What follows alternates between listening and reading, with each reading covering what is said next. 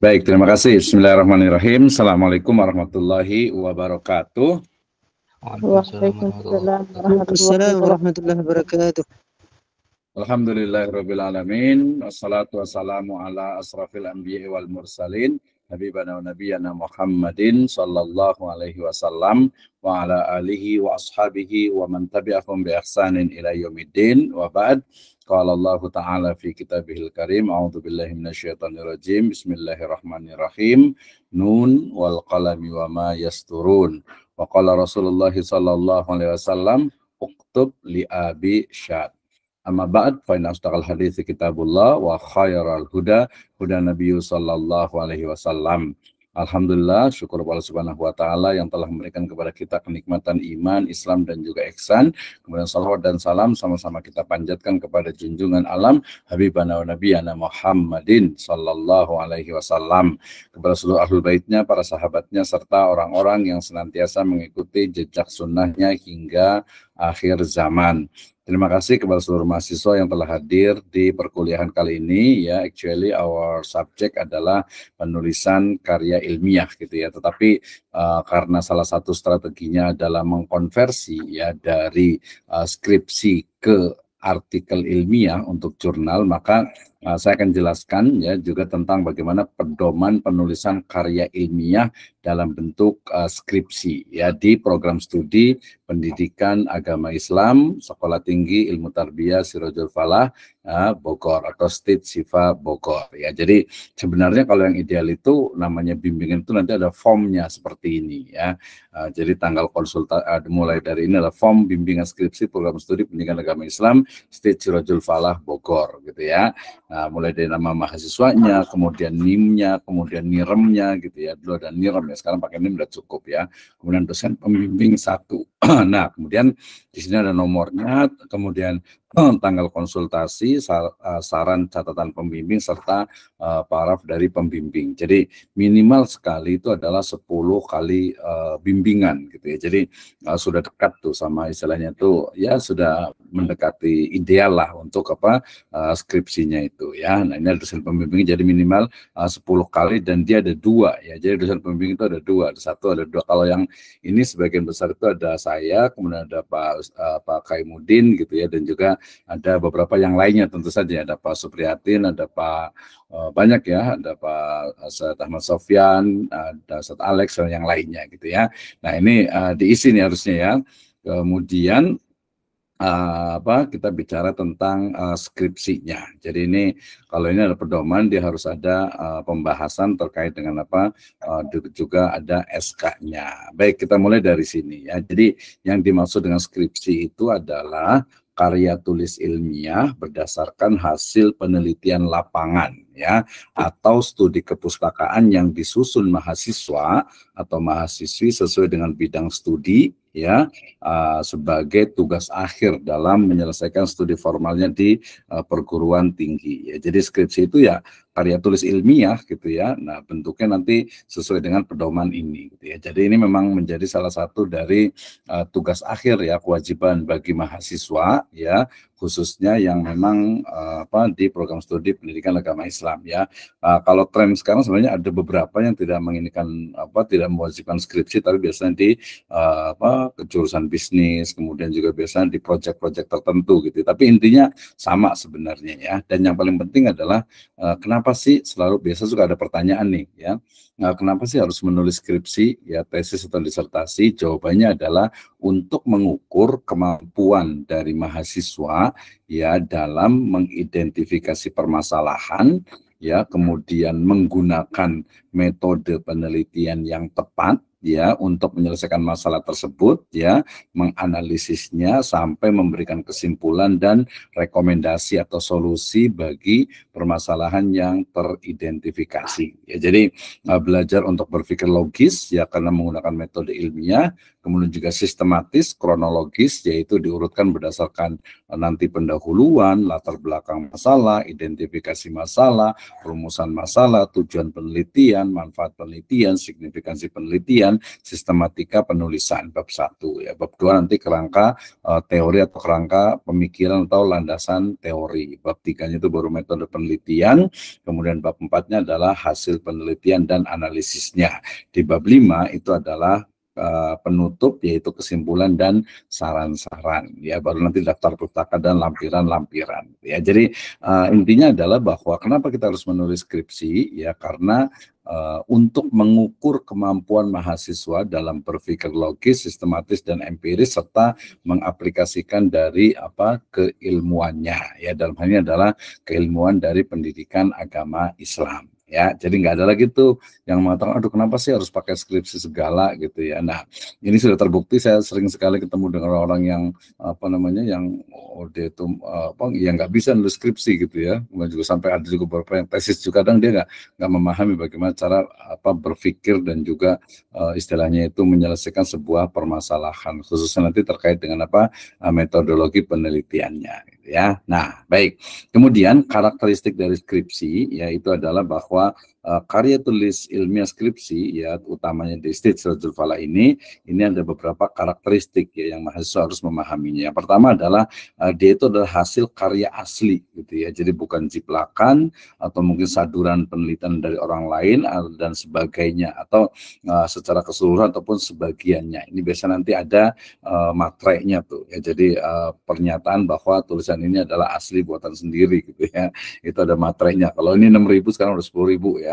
Nah, kemudian memiliki relevansi dengan program studi pendidikan agama Islam. Nah, jadi semua skripsi yang ditulis di program studi ini itu wajib untuk ya sesuai dengan bidang ilmu ya pendidikan agama Islam. Ya, kemudian berikutnya mempunyai manfaat teoritis dan juga praktis dalam pengembangan ilmu pengetahuan, teknologi, seni dan budaya serta agama. Jelas ya, agama jelas. Jadi dia ada manfaat teoritisnya. Jadi ada untuk pengembangan. Misalnya ada yang meneliti tentang strategi, misalnya meningkatkan hafalan Al-Quran misalnya, atau strategi dalam membina akhlak misalnya, atau strategi-strategi yang banyak gitu. Jadi itu ada manfaatnya, teoritisnya ada, kemudian praktisnya juga ada gitu ya.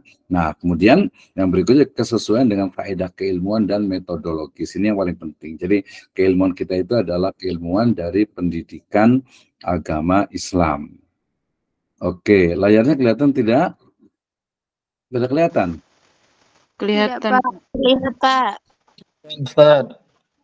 Iya. Kelihatan ya? Sekarang di ruang skripsi berarti kelihatan, Pak. Oh, di skripsi gitu, bukan di ruang lingkup. Ruang lingkup skripsi. Ruang skripsi. Kelihatan, Iya, kelihatan, Pak. Iya, kelihatan ya. Oke, lanjut. Ternyata belum kelihatan nih, maaf nih.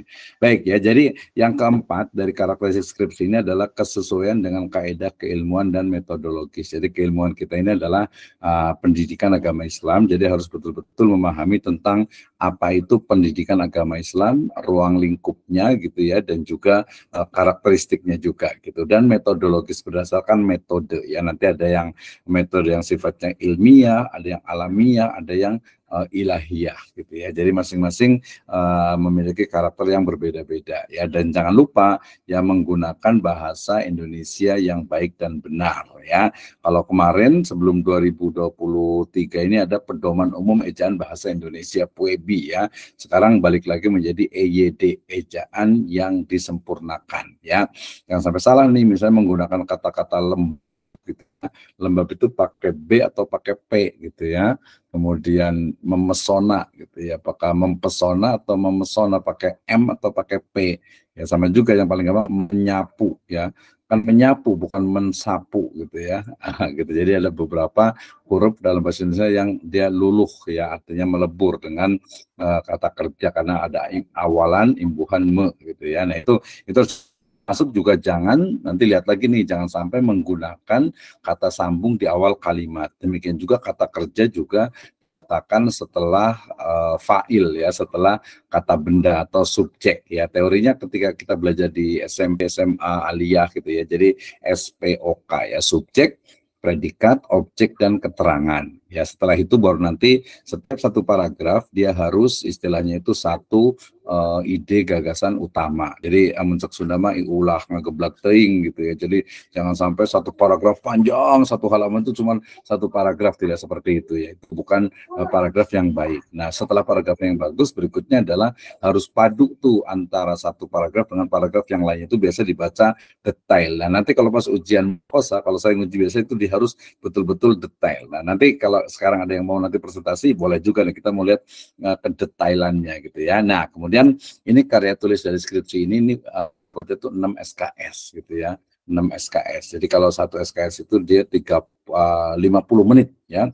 50 menit kali 3 150 kali 14 pertemuan, hitung ya. Jadi ini menunjukkan bahwa skripsi itu ya betul-betul memang serius gitu ya. Jadi makanya rata-rata itu adalah satu semester gitu ya. Jadi untuk penulisan skripsi ini rata-rata dia satu semester. Baik, yang berikutnya adalah ruang lingkup dari skripsi itu sendiri. Jadi ruang lingkup penulisan skripsi ya tentu saya tadi sesuai dengan program studi ya pendidikan agama Islam ya. Misalnya dari sisi filosofisnya adalah pendidikan agama Islam berkaitan dengan teoritisnya, tujuannya, hakikatnya, dan berdasarkan kepada ya bahasa Arab ya tarbiyatul Islamiyah atau pendidikan Islam. Jadi pertama ruang lingkupnya itu bisa pemikiran-pemikiran teori ya, misalnya saya mau meneliti tentang pemikiran pendidikan Islam menurut Syekh Muhammad Nasiruddin Al-Albani misalnya gitu ya. Nah, itu berarti kan otomatis dia adalah teoritis gitu ya. Jadi seperti apa sih sebenarnya gitu. Nah, itu kita lihat di situ yang pertama. Yang kedua adalah pengembangan kurikulum, kemudian media, kemudian metode, kemudian mata pelajaran atau mata ajar, evaluasi, dan manajemen pendidikan agama Islam. Jadi kita menulis tadi bukan hanya yang teoritisnya, tapi juga yang bentuknya adalah development atau pengembangan. Walaupun nanti kalau pengembangan biasanya sebenarnya di level master ya atau S3 gitu ya. Nah, tapi untuk pengembangan bisa juga, misalnya kemarin kan ada Ustadz siapa nih, Ustadz Afandi ya. Ustadz Afandi yang nulis tentang pengembangan pembelajaran misalnya akidah akhlak menggunakan misalnya aplikasi Canva. Nah, itu juga bisa juga. Nanti kita akan lihat pengembangannya itu seperti apa. Apakah pengembangan atau hanya menggunakan atau dia hanya sebagai media saja, kita lihat gitu ya. Kemudian yang berikutnya tadi ada kurikulumnya, berarti kemudian medianya, kemudian metodenya, berarti metode itu adalah model pembelajaran gitu ya. Ada kemarin yang menulis tentang, ada juga ya di sini ya yang menulis tentang metode pembelajaran dengan kisah Islami gitu misalnya gitu. Kalau orang umum biasanya menggunakan dengan istilah pembelajaran dengan dongeng gitu ya. Nah, itu juga bagian juga dari pengembangan metode ya. Kemudian mata pelajarannya juga gitu ya. Termasuk mata pelajaran itu adalah konten atau isinya, misalnya pembelajaran akidah akhlak misalnya gitu kan ya. Nah, ini yang kurang apa nih? Saya yakin sangat banyak sekali ya perlu diperbaiki. Bahkan makanya ada beberapa pesantren itu yang tidak menggunakan kurikulum ya yang ada dari Kemenag gitu, karena dianggap mungkin kurang dan lain sebagainya gitu ya. Nah, ini perlu dikembangkan. Kritik berarti di situ juga berlaku juga. Misalnya kita mau mengkritik tentang bagaimana sih kurikulum, atau lebih spesifik mata pelajaran, atau lebih khusus lagi adalah materi-materi yang ada di mata pelajaran tersebut gitu ya. Nah, ini tentu saja perlu dikritisi. Baik, yang berikutnya adalah pengembangan praktis dalam proses belajar mengajar pendidikan agama Islam ya. Misalnya kita menemukan ada model sekarang sekolah alam gitu ya. Kemudian ada juga model full day school gitu ya, ada boarding school juga. Kemudian ada mungkin kayak kutab dan lain sebagainya ya. Nah, itu bisa dikembangkan seperti apa sebenarnya nih ya. Dan juga pengelolaan pendidikan agama Islam pada jenjang, jalur, dan jenis pendidikan ya. Kita mulai dari Raudatul Atfal, RA, Taman Kanak-kanak ya, kemudian ke SD, MI, kemudian MTS, SMP, kemudian Alia, SMK, SMA gitu ya. Nah, kemudian sampai ke perguruan tinggi dia adalah masing-masing pengelolaannya, khususnya dalam bidang pendidikan agama Islam. Makanya ada khusus misalnya pendidikan agama Islam untuk perguruan tinggi ya, dan seterusnya gitu ya. Baik, yang berikutnya, jadi tadi adalah ruang lingkupnya. Apa sih yang dibahas di dalamnya ya banyak lah gitu ya. Jadi tapi terkait dengan program studinya. Jadi nggak terlalu jauh lah gitu ya. Baik. Kemudian yang berikutnya adalah persyaratan untuk penulisan skripsi ini. Jadi kalau mahasiswa itu diperbolehkan menulis skripsi itu jika sudah menempuh 153 SKS ya, dan indeks IPK kumulatifnya itu adalah 2,75 ya. Standarnya rata-rata 3,25 lah ya kalau swasta itu. Kemudian lulus mata kuliah metodologi penelitian. Nah, ini jadi metodologi penelitian itu ya syarat untuk menulis skripsi gitu ya. Jadi kemarin kayaknya udah belajar ya tentang metodologi penelitian ya. Nah, itu kayaknya udah tahu tuh ya. Jadi ternyata ada kuantitatif, ada kualitatif, ada mixed method. Kalau saya menyebutnya juga ada Islamic approach misalnya gitu ya, atau mungkin usul fikih approach, atau mungkin maqasid approach gitu ya. Nah, itu juga menjadi hal yang menarik yang harus dipahami oleh mahasiswa. Berikutnya adalah sudah prosesnya berarti mengajukan proposal dengan topik penelitian ya, kemarin tuh mulai dari verifikasi judul ya, kemudian ini ada persetujuan biasa dari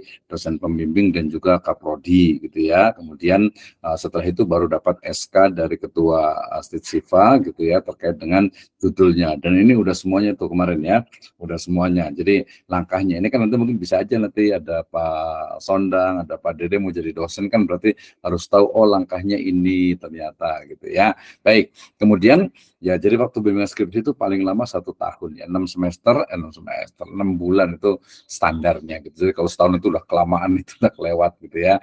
Nah, ketebalan skripsi minimum 45 halaman. Nah, ini sebenarnya ini sangat sangat istilahnya itu dinamis ya sebenarnya itu ya. 45 halaman di sini ya. Sebenarnya 75 halaman lah ya. Ke depan tuh mungkin hanya 15 halaman. Jadi langsung menjadi jurnal. Itu juga menjadi tren ke depannya juga gitu ya. Tapi kita mengikuti sekarang 45, tapi setahu saya bukan 45 sih, minimal 50 atau 75 lah gitu ya. Jadi standar 75 lah, harusnya 100 lah ya standar untuk iniannya. Jadi ini tapi kalau pedoman ini 45 gitu ya. Nanti boleh dibandingkan. Tapi kalau menurut saya bukan masalah halaman sebenarnya ya, tapi lebih kepada pembahasannya itu ya sampai selesai gitu ya. Jadi pembahasannya itu tuntas, jadi bukan masalah halaman. Jadi ini untuk perkiraan saja gitu ya. Baik. Nah, kemudian berikutnya adalah tahapan penulisan skripsi. Ya, jadi penulisan skripsi ini dilakukan melalui tahapan mulai dari pengajuan proposal judul, kemudian sidang proposal judul, kemudian bimbingan, kemudian alhamdulillah kemarin ujian komprehensif sudah, kemudian pelaksanaan penelitian sebagian juga sudah, kemudian sidang komisi pembimbing, nanti sebenarnya ada WIP, work in progress. Ini beberapa yang offline terutama itu sudah ya, ini yang online kemarin harusnya juga sudah juga sih gitu ya, harus diinikan juga nih. Jadi ujian di sidang komisi pembimbing ini WIP, work in progress ya. Jadi kemudian yang terakhir ini yang akan kita laksanakan yaitu ujian munaqashah. Ya, munaqashah itu ya tanya jawab ya. Jadi ujian dari skripsi yang ini insya Allah akan dilaksanakan mulai dari tanggal 6 sampai tanggal 9. Rencana insya Allah untuk yang kelas T ini ya, kalau yang di Pulau Jawa ya wajib datang ke kampus biar merasakan di kampus gitu ya.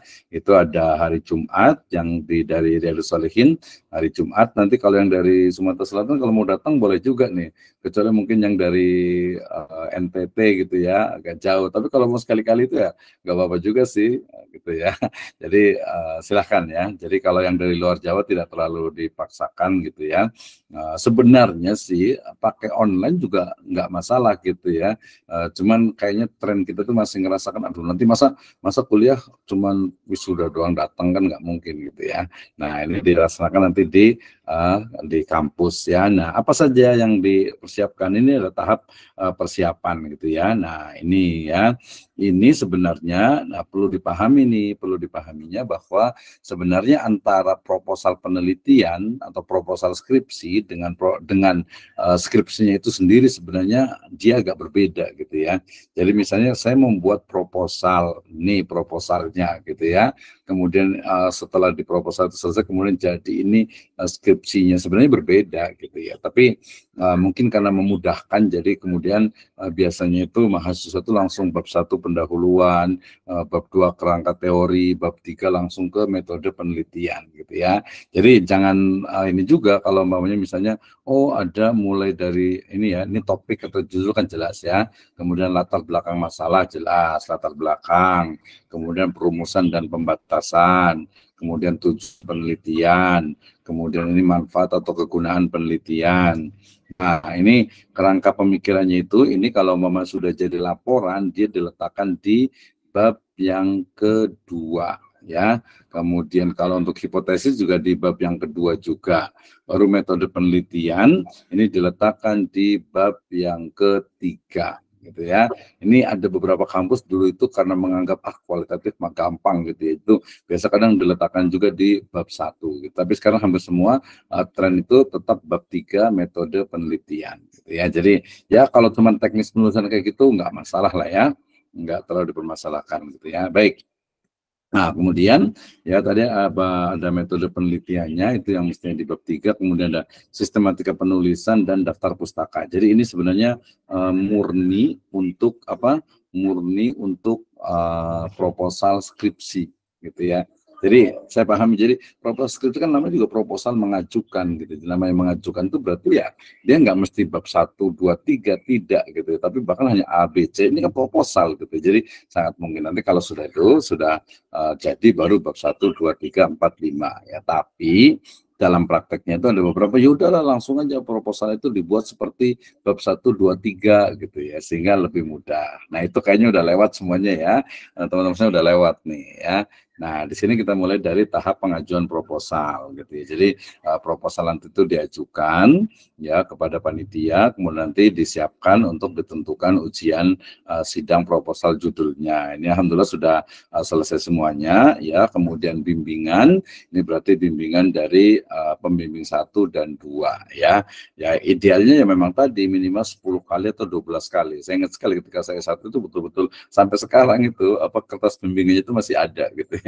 Jadi itu sangat berkesan sekali ya. Nah setelah itu baru nanti ada uji komprehensif yang kemarin alhamdulillah sudah dilaksanakan gitu ya. Jadi uji komprehensif itu ini ya, dia masuk di sini juga bagian rangkaian dari dari uji dari skripsi gitu ya. Walaupun dia sebenarnya agak berbeda sebenarnya, tapi dia dimasukkan di sini ya, uji komprehensif. Kemudian tahap pelaksanaan penelitian ini sebagian juga alhamdulillah sudah selesai.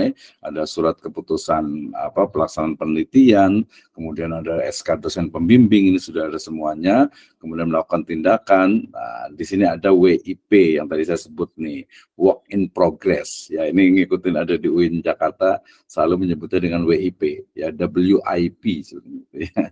Jadi work in progress ya. Jadi dirasakan pada misalnya di situ ada lembar persetujuan pembimbing,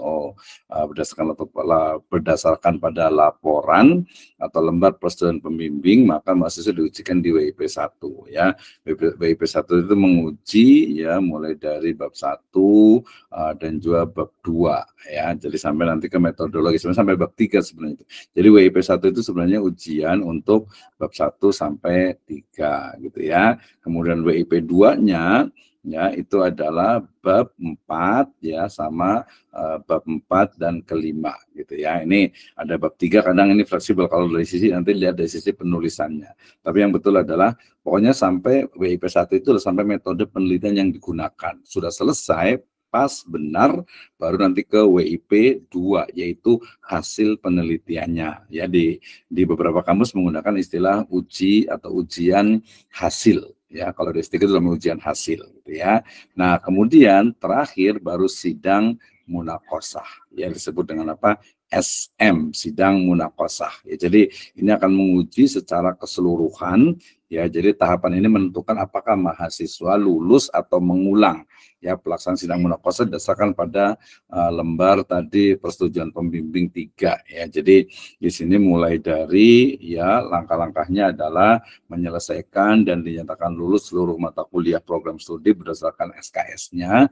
Jadi ini kalau untuk ujian munaqosyah ya harus lulus semuanya ya, mata kuliahnya nggak ada yang tidak lulus gitu ya. Kemudian ya keuangan juga harus lunas juga semuanya. Alhamdulillah di sini sudah lunas gitu ya. Kemudian menyelesaikan dan dinyatakan lulus ujian komprehensif, ujian lisan kemarin sudah, dan alhamdulillah semuanya udah lulus gitu, nilainya cukup bagus gitu ya. Work in progress-nya WIP 1 dan 2 ini mungkin ini kayaknya ada kita khususkan nih untuk kelas yang ini.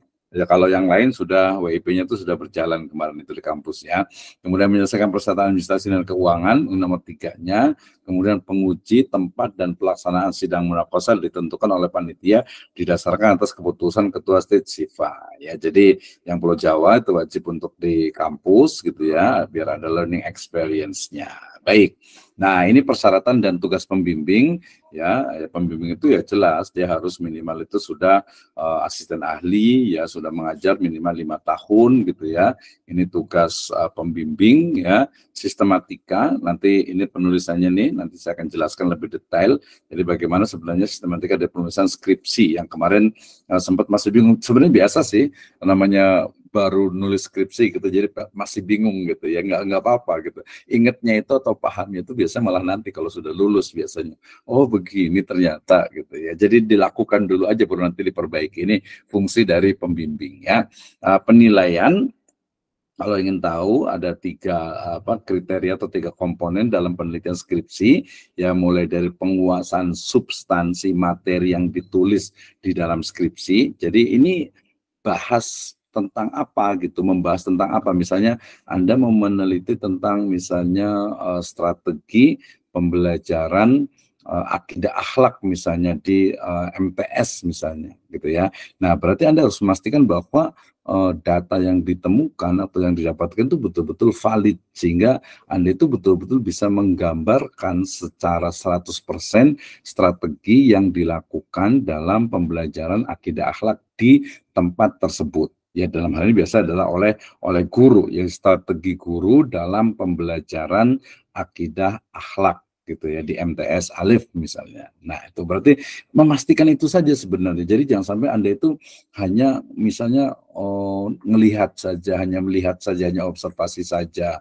ya, atau mungkin hanya interview atau wawancara dengan 1 orang saja, padahal guru akidah akhlaknya tidak hanya 1 gitu ya, atau mungkin hanya wawancara 1 kali saja tanpa melihat langsung bagaimana proses pembelajarannya gitu ya. Dan juga mungkin nanti ada pedoman pembelajaran, ada RPP gitu ya.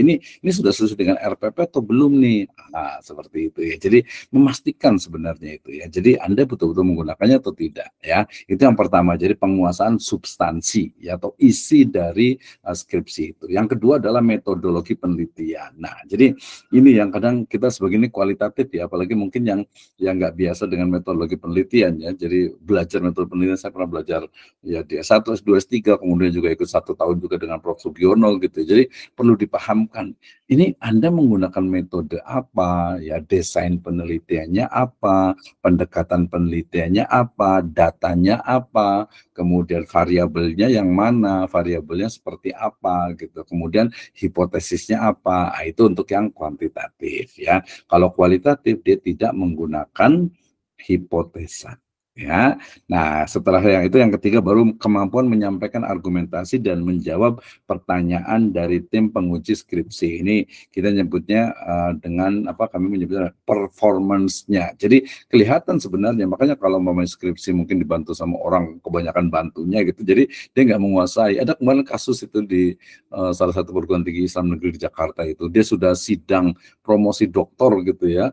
Sudah terakhir sidang promosi ini nggak lulus gitu ya. Kenapa? Karena dia nggak menguasai gitu ya, nggak menguasai dari apa yang ditulis. Nah, ketika skripsi itu kita tulis sendiri gitu ya, maka otomatis saya ingat sekali tuh terakhir ketika saya S3 di UIN Bandung itu, jadi ketika ujian, karena ujian itu tadi bertahap itu sampai tahap akhir itu udah nggak perlu megang disertasi lagi ya, karena memang udah hafal gitu, sudah tahu persis bahwa ini yang dilakukan, ini metodenya, kemudian ini temuan datanya, jadi sudah hafal semuanya. Nah, ini pentingnya kita tadi salah satu dari menulis. Dan tentu saja kalau saya lebih berpikir juga bahwa menulis skripsi ini hanya latihan gitu ya. Jadi nanti setelah itu Anda bisa, mungkin kalau mau masuk S2 berarti ada tesis gitu ya, atau mungkin ada yang pengen nulis buku, atau mungkin juga mengungkapkan ide gagasan di tulisan, itu sudah tulisannya harusnya seperti ini gitu. Jadi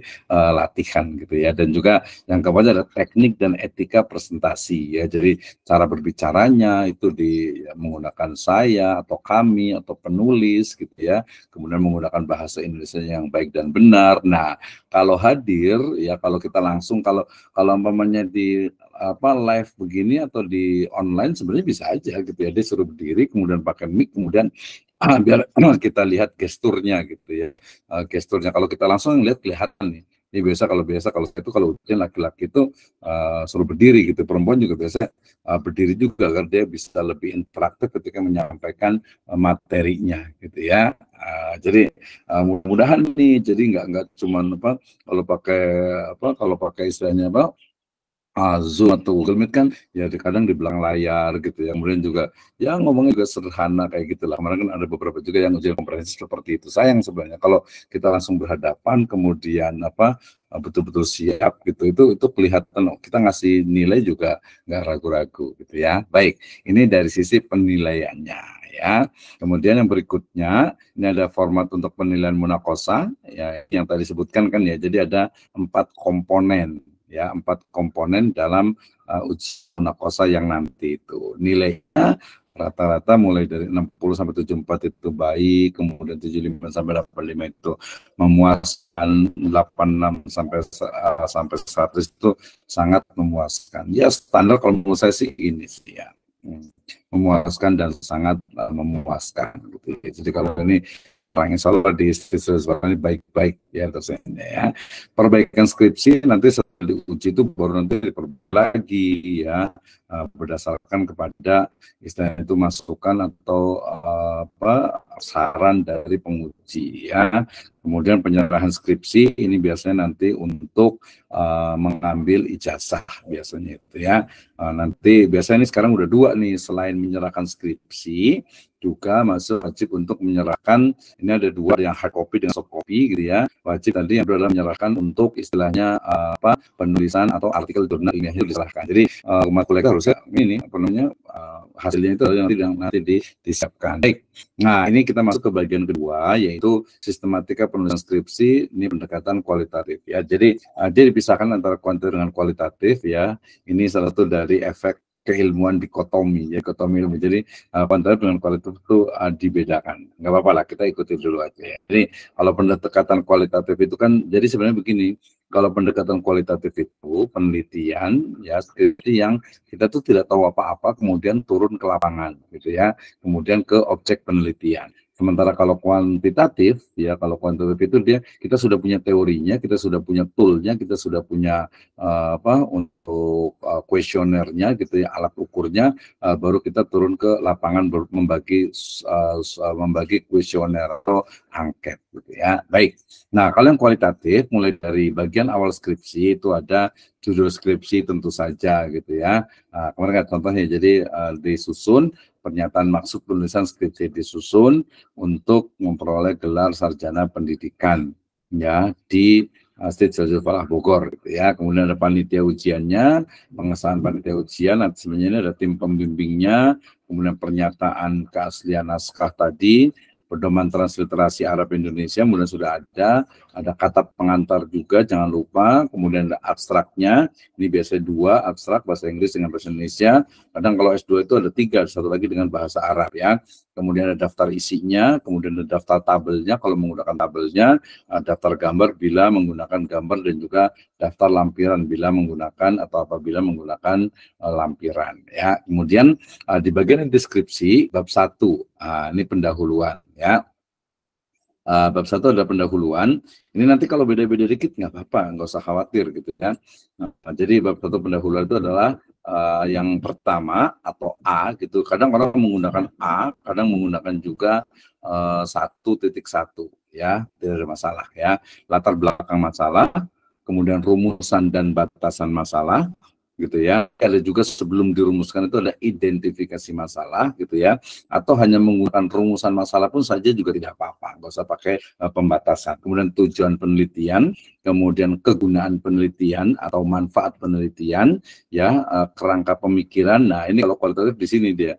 Jadi kerangka pemikiran dengan metode penelitiannya itu di sini ya. Ini nggak ada masalah ya. Ini nanti kalau beda dikit nggak apa-apa. Jadi yang bedanya itu di sini 2 ini ya. Nah, sama 3 ini dengan penelitian yang terus yang relevan. Ada beberapa, kalau saya lebih cenderung setelah kegunaan penelitian langsung ke sistematika penulisan, langsung ke sini nih. Jadi yang 3 ini akan kita letakkan di kajian teoritis gitu ya, teoritis jadi ini ya, jadi teoritis ya. Nah, jadi teoritisnya nih. Jadi bab kedua kajian teoritis ya kerangka pemikiran, metode penelitian. Nanti bab ketiga nih ya baru penelitian terdahulu yang relevan ini diletakkan di bab yang kedua. Nah, gitu ya. Sebenarnya kalau segini, kalau seperti ini juga nggak apa-apa juga sih. Tapi yang penting tulis dulu aja, kalau dipindahkan kan gampang ya. Nah, bab kedua adalah kajian teoritis. Ya, jadi di sini penekanannya kajian teoritis pada penelitian kualitatif studi lapangan. Ini biasa menggunakan metode apa nih? Teori tentang objek yang diteliti kita itu seperti apa? Ya, misalnya penelitian kualitatif, studi kepustakaan misalnya ya, library research misalnya. Ya, dia menggunakan metode ini. Jadi ketika menggunakan metode library research gitu ya, ini yang library research kemarin siapa ya? Oh, Pak Ustadz Abror ya, yang tentang surat Luqman itu ya. Nah, itu dia masuk ke dalam library research ya, walaupun nanti secara spesifik sebenarnya dia menggunakan tafsir maudhu'i sebenarnya itu ya, tematik ya. Nah, kemudian ini bab yang keduanya ya.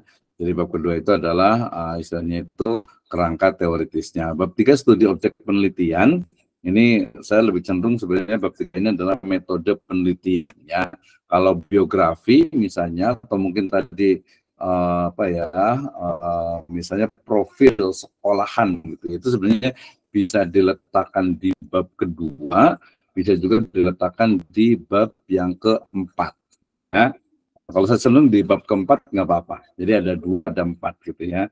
Kalau di bab kedua ya itu karena dia bukan yang diteliti, tapi dia adalah objeknya, bukan yang diteliti utamanya, tapi dia adalah ya tambahan untuk menguatkan bahwa penelitian ini misalnya dilaksanakan di pesantren Riyadhus Shalihin, maka profil Riyadhus Shalihin itu bisa diletakkan di bab yang kedua gitu ya. Nah, tapi kalau mau diletakkan di bab keempat boleh juga di yang pertama, yaitu profil misalnya pesantren Pondok Pesantren Riyadhus Shalihin atau SMA Riyadhus Shalihin misalnya, itu boleh juga diletakkan di bab 4 dengan istilahnya itu argumentasi dengan dasar bahwa ya itu bagian dari hasil penelitian kita gitu ya. Jadi masing-masing boleh sih, nggak ada masalah sebenarnya itu. Walaupun kalau saya lebih cenderung sebenarnya diletakkan di bab yang kalau S1 diletakkan di bab keempat. Tapi nanti kalau mamanya S2 atau S3 itu diletakkan di bab kedua karena dia bukan inti dari penelitian kita. Penelitian kita kan bisa fokus kepada strategi pembelajarannya, bukan profil ya. Profil ya udah ngambil aja kan banyak gitu ya.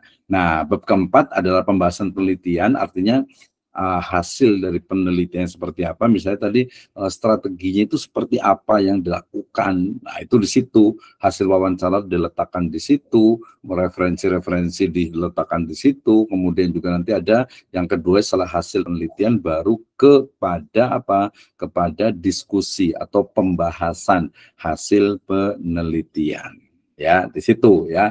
Jadi di situ hasil kita itu kita di sini di bab 4. Makanya kemarin ada yang ngirim itu oleh ini bab 1, 2, 3 saja. Kalau bab 4 nggak boleh gitu ya, karena itu nanti milik pribadi gitu. Jadi jangan disebarkan gitu ya. Oke. Kemudian bab 4, bab 5-nya adalah simpulan dan saran atau bab penutup ya, kesimpulan. Nah, kesimpulan yang paling penting itu adalah bahwa kesimpulan A, B, C-nya 1, 2 itu harus sama dengan rumusan masalah. Rumusan masalahnya 2 ya berarti kesimpulannya 2. Rumusan masalahnya 3 ya berarti kesimpulannya 3. Nanti sebenarnya masuk juga di bab keempat, yaitu pembahasan.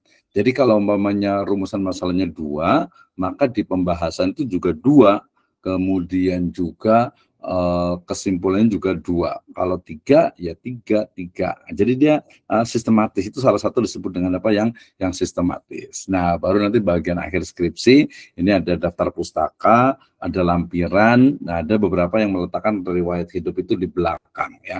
Tapi ada juga yang meletakkan hidup itu di depan ya, itu nggak ada masalah Pak ya, sama yang penting bikin aja dulu gitu ya. Oke, kemudian ini ada beberapa tambahan untuk penulisan skripsi ya. Biasanya nanti ini baru dilihat mulai dari judul skripsinya, cara menuliskannya, kemudian nama mahasiswanya, kemudian logo Sirojul Falahnya, kemudian kota dan tahun penulisan skripsi. Jangan lupa nih ya, kalau kita biasa ditambah dengan hijriah ya. Jadi Masehi baru yang kedua hijriah. panitia ujian jangan lupa ya, di halaman panitia ujian itu ada lembar pengesahan penelitiannya tuh ya. Tim dosen pembimbing pastikan ingatkan lagi siapa dosen pembimbingnya. Nah, ini tadi karena dosen pembimbing itu membimbing, maka ya apa ide juga ketika bimbing juga kok nguji juga gitu kan. Ya, maka untuk insya Allah untuk ujian besok gitu yang uji adalah ya selain dosen pembimbing, kita hanya mengikuti saja itu ya. Oke, ada pernyataan tadi keaslian dari skripsinya, kemudian pedoman transliterasi itu tinggal ambil nanti, tinggal bilang ke saya juga ada, tinggal copy aja. Kata pengantar ini biasanya spesifik masing-masing buat kata pengantar, kemudian abstrak nanti boleh lihat di YouTube saya lagi tentang cara membuat abstrak gitu ya. Jadi jangan sampai salah nih abstraknya itu. Kemudian daftar isi, kemarin juga sudah daftar isinya, tabelnya juga, kemudian gambar gitu ya, kemudian lampiran.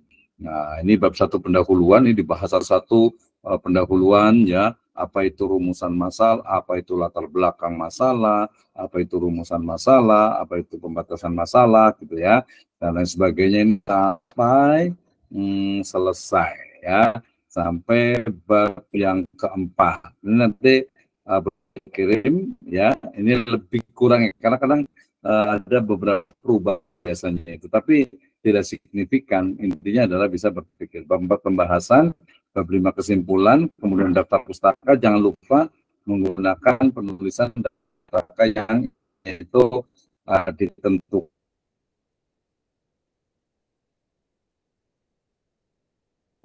ya. Nah, ini bagiannya. Nah, ini tinggal di copy nih yang sama seperti tadi ya. Bab 1, bab 2, bab 3, kemudian keterangan tambahan ini kalau ada gitu ya. Nah, ini juga penjelasan lagi tentang masing-masing dari penjelasan dari babnya itu ya. Kemudian nah ini bab 4-nya, bab 5 ya sampai bagian keempatnya penulisan. Ini juga detail ya, mulai dari kertasnya. Nanti kalau misalkan HPR 60 gram ya, kemudian dia menggunakan ukurannya adalah A4 ya. Hurufnya standar itu pakai Times New Roman, yang dia fontnya adalah 12 ya. Kalau bahasa Arabnya, kalau ada bahasa Arab pakai 14 ya. Kadang ada 16 juga, tapi di sini 14. Marginnya kiri 4 cm, kemudian atas 4 cm, margin bawah 3 cm, dan kanan 3 cm. Mungkin ada yang ini kali ya, ada yang kenapa sih kok 4-4-3-3 gitu ya. Sebenarnya gampang saja ya, pragmatisnya ya, kalau yang di sebelah sini kan nanti mau dicilid ya, sebelah kiri kan mau dicilid, kalau dicilid berarti kan ngurangin, berarti maka harus ditambah 1 cm itu sebenarnya gitu. Jadi kenapa sih nggak ini aja, kalau nggak di print ya nggak usah, berarti langsung samakan aja 3-3-3-3 gitu ya. Nah, ini paragraf judul babnya harus ditulis satu tab-nya, kemudian judul babnya dibuat kapital, kemudian urutannya itu bisa bab 1, A besar, kemudian 1, kemudian A kecil, baru 1 dalam kurung, baru A dalam kurung lagi, baru A1 dalam kurung titik, dengan A dalam kurung, A kecil dalam kurung titik. Ya, ini penomorannya jangan lupa pakai penomoran. Ya, kemudian juga nomor halaman, ini 3 cm dari tepi kanan atas gitu ya. Jadi kalau halaman awal itu di bawah, sementara halaman berikutnya itu adalah di sebelah kanan atas. Nah, itu jangan lupa tuh ya, itu untuk pembapak ininya, ingat-ingatnya tuh. Jadi ingat ya, covernya, penggandaannya, nah boleh gambar terakhir ya, tinggal ditanyakan saja. Intinya adalah ya ditulis, kemudian ditulis, kemudian nanti dicetak, nanti warnanya, kalau di sini biasa warnanya warna hijau gitu ya, kalau untuk yang tarbiyah. Penulisan angkanya juga dipahami, penulisan singkatan juga perlu diingatkan, gelar akademik gitu ya. Jadi kalau di konten itu dia tidak menggunakan gelar, sementara nanti kalau untuk ucapan dia menggunakan gelar. Ya. Ini tulisan daftar pustaka, jangan lupa gitu ya, mulai dari nama penulis, kemudian judul tulisan, ya, kemudian volume, kemudian penerbit, kemudian tempat terbit, dan tahun terbit ya. Nah, ini dia masing-masing berbeda nih. Jadi tapi nggak usah khawatir gitu ya. Artinya ikuti saja, kalau nanti yang penting tulis dulu aja gitu ya. Kalau ya salah-salah dikit nanti juga akan ada yang memperbaiki kok aja gitu ya. Jadi nggak usah khawatir. Nggak usah khawatir untuk istilahnya itu salah, karena kan ada dosen pembimbing gitu ya. Jadi tenang saja ya. Ini penulisan untuk bukunya, referensinya. Nah, ini lampirannya. Ini saya kinikan ya. Jadi ini lampirannya ukuran kertas, tadi sudah saya jelaskan ya. Kemudian juga referensinya. Ini contoh ini ya, contoh sebenarnya. Contoh, ini kemarin masih pakai footnote, jadi sementara pakai footnote dulu aja kali ya. Kalau pakai body note kan gampang. Ini tulisan bahasa Arabnya, ya. Ini ada beberapa yang menggunakan miring gitu ya. Tapi ada juga yang lurus. Ini teknis lah ya, gampang, tinggal ikuti dulu aja gitu ya. Ini juga yang tentang hadisnya, ya, penulisan hadis. Nah, ini daftar pustakanya nih. Abdullah Abdurrahman Saleh, teori-teori pendidikan berdasarkan Al-Quran, Jakarta, Rineka Cipta 2000. Nanti ada yang tahunya itu diletakkan setelah judul. Ya, yang menuliskan atau nanti tanya di metodenya. Kalau di sini ngikutin ini berarti dia adalah di belakang. Oke, udah lebih 15 gitu ya. Ini judulnya Metode Tahfidz Al-Quran bagi pelajar studi pada Lembaga Rumah Tahfidz Raudatul Quran Muhammad Iksanuddin. Nah, ini Sekolah Tinggi Tarbiyah Radul Fala Bogor 14 November 2022. Ini metode, ini sampul dalamnya, ya. Ini sampul dalamnya. Ini apa namanya, pembimbingnya sedang munafasannya. Nanti pastikan gitu ya. Nah, bisa menyusul ini nanti kita ini kan. Ini pedoman transliterasi juga udah ada, tinggal copy aja ini, nggak usah pusing-pusing. Lembar persetujuan juga sudah ada juga, ya, persetujuan pembimbing 1 untuk LPP 2 dan seterusnya, ya, sampai kepada sistematika penulisan. Ya. Nah, ini catatannya sudah selesai, ya. Kebetulan di Bogor hujan deras ini. Hujan deras jadi agak sedikit itu. Baik, itu penjelasan terkait dengan apa dan terkait dengan apa penulisan skripsi. Saya pakai link dulu sebentar. Ini cukup jelas sudah. Baik, silakan kalau ada yang mau bertanya ya terkait dengan apa dengan ini dengan materi kita hari ini, saya persilahkan. Silakan. Saya pakai ini dulu. Ini hujan deras juga. Silakan, ada yang mau bertanya, termasuk juga bisa langsung presentasi terkait dengan apa penulisan ininya, apa skripsinya dan juga jurnalnya.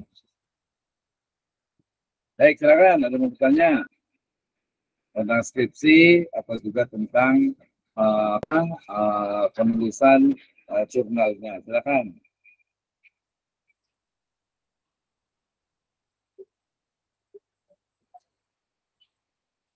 Ya, ini hujan deras sekali nih, Bogor ini. Ya, ada yang mau bertanya nggak? Suara saya masih terdengar, coba tes.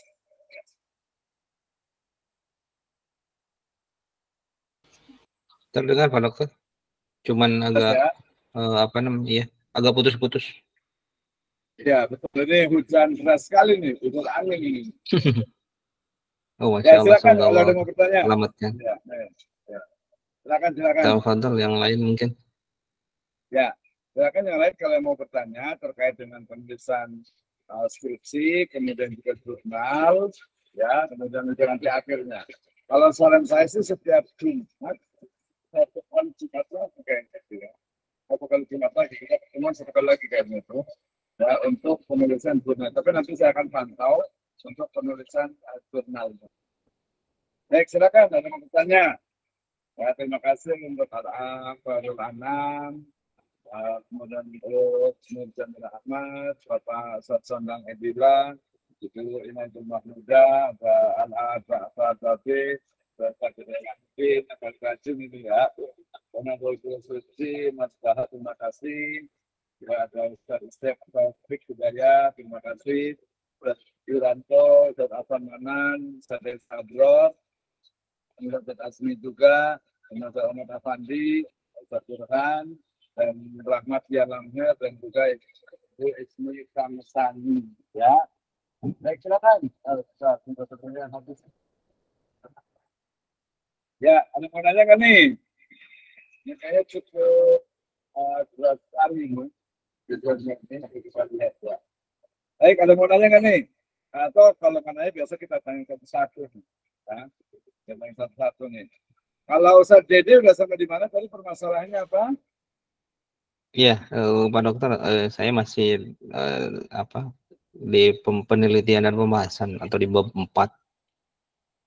Itu kan memerlukan apa namanya, wawancara, karena kan kita pengumpulan data itu kan hasil dari sana, dan observasi ke lapangan ini gitu kan kita juga harus melihatnya. Nah itu yang perlu yang tadi yang perlu dituangkan di wawancara itu kan pasti kan ada, kalau tadi kan dibahas ada lampirannya ya Pak Dokter, pasti harus ada dokumentasinya gitu kan. Ya betul. Nah itu berarti nanti setelah di daftar pusaka berarti ada lampiran wawancaranya itu kan Pak Dokter ya? Ya betul. Jadi sebenarnya itu untuk menguatkan, untuk meyakinkan penguji bahwa Anda itu memang membuat wawancara. Makanya kemudian hasil wawancara yang direkam, kemudian itu ditranskrip, ya, ditranskrip, ditulis, ya, kemudian itu nanti akan dilampirkan di bagian belakang transkrip wawancara. Nah, seperti itu. Termasuk juga nanti kalau wawancaranya menggunakan istilahnya itu interview atau wawancara terstruktur. Nah, itu juga dia pasti diletakkan juga di situ. Sebenarnya itu untuk menguatkan ya, bahwa Anda itu mau betul-betul melakukan, tidak menggunakan istilahnya wawancara yang yang fiksi gitu misalnya gitu ya. Dan seperti itu. Ya, oke, baik. Terima kasih Ustaz Ode ya. Dan nanti pastikan ada di situ. Ya, silakan yang lainnya. Ada yang mau ditanyakan? Nah, ini kayaknya mungkin beberapa ini agak ini ya. Tadi sinyalnya agak kurang bagus.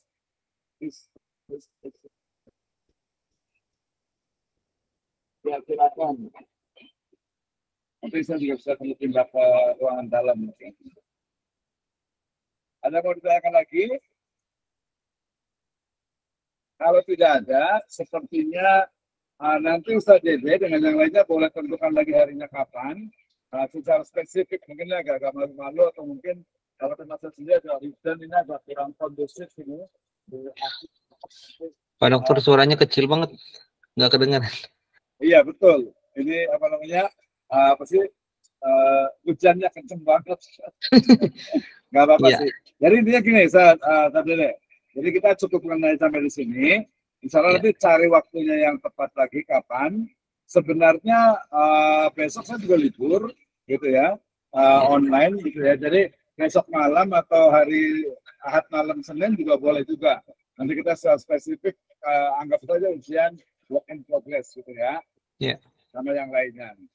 Ya, itu dulu kayaknya itu kebaharan. Ini mohon kayak rasanya. Nah, agak-agak hujan ini, bukan agak kenceng sekali ya. Kalau kita lanjutkan di pertemuan yang akan datang, kayaknya nanti kita buat satu lagi, mudah-mudahan masih bisa, ya, sebelum Ramadan.